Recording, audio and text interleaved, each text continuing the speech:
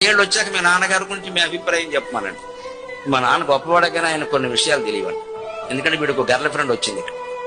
విషయం అది 30 ఏళ్ళు వచ్చాక వాడికి సాఫ్ట్వేర్ ఉద్యోగం వచ్చాక సంవత్సరానికి 36 లక్షల ప్యాకేజీ ఉండగా నెలకి 3 లక్షల జీతం ఉండగా వాడితో మాట్లాడండి. అప్పటికే ఏమిటో ఈ పెద్దవాళ్ళని అంటే బాగుండదు కదని ఫూలిష్ అండి. డైరెక్ట్ గా ఫూల్ అంటే బాగుండదు కదా, ఇంకా ఫూలిష్ అండి. మా నాన్నగారు ఏమిటో పోస్ట్ మార్క్ ఉద్యోగం చేసుకుంటా పల్లెటూళ్ళు అలా ఉండిపోయారు. ఆయన రిటైర్మెంట్ అప్పుడు జీతం 30,000 అండి. నాది ప్రారంభమే 3 లక్షలండి. తండ్రి మూర్ఖుడు కింద కనబడ్డాడు.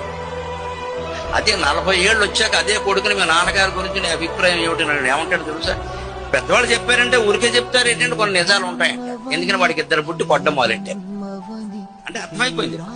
50 ఏళ్ళు వచ్చాక ఏ కొడుకునైనా మీరు గమనించండి, మా అన్నాల బల దగ్గర కూర్చుని మా నాన్న మా అమ్మ అని పాఠాలు చెప్పడమే ప్రమాణం. ఎందుకంటే వాడిద్దరు అప్పటికే వెళ్ళిపోయారు. ఇప్పుడు ఏ ప్రేమను మీరు నమ్ముతారు? ఇదే మాయాశక్తి విలాస కల్పిత మహావ్యా